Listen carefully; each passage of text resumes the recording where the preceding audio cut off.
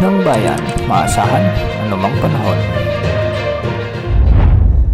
Magandang oras po sa ating lahat. Narito na ang pinakahuling update sa magiging lagay ng ating panahon sa susunod na 24 oras. Sa kasalukuyan nga ay patuloy pa rin nating minomonitor ang low pressure area o LPA na huling namatan ng Pag-asa sa layong 415 kilometers kanluran ng Bacnotan, La Union.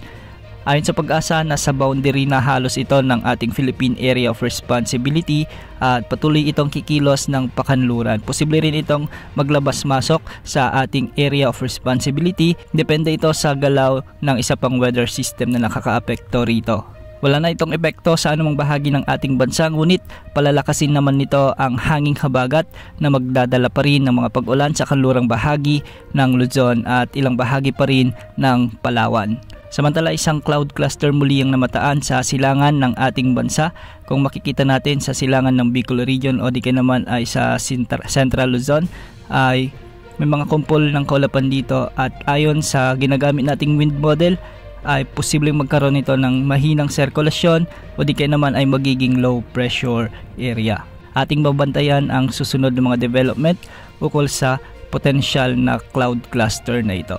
Samantala, southwest monsoon pa rin ang nagdadala ng mga pag-ulan sa Southern Luzon, Visayas at Mindanao, kaya asahan na ang mga occasional rains o paminsan-minsang pagbugso ng mga pag-ulan sa Zambales, Bataan, Cavite, Batangas, Occidental Mindoro hanggang sa Palawan. Ang mga lugar na ito ay pinapayuhang maghanda o maging alerto sa banta ng mga biglaang pagbaha o pagguho ng lupa, lalo na kung may mga katamtaman hanggang sa malalakas na pag-ulan. Samantala, magiging maulap naman ang mga kalangitan na may mga scattered rains and thunderstorms sa Metro Manila, Visayas, Bicol Region, ang nalalabing bahagi ng Central Luzon, sa may Mimaropa at Calabarzon.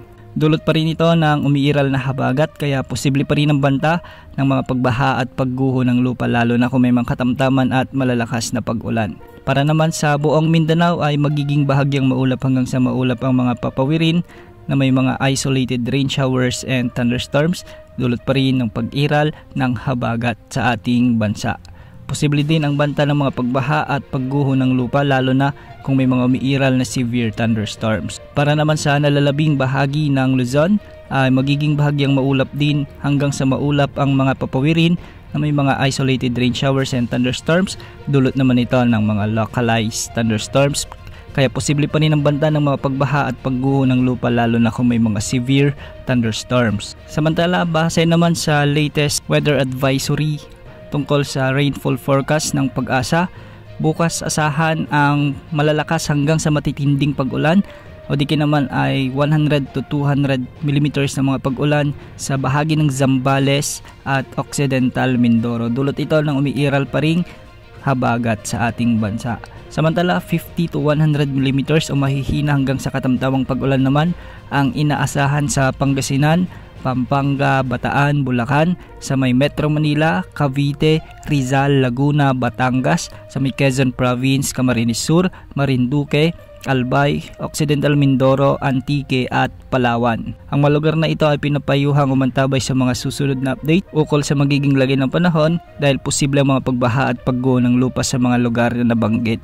Yan ang update sa lagay ng panahon. Ito po ang weather update ng bayan, maasahan anumang panahon.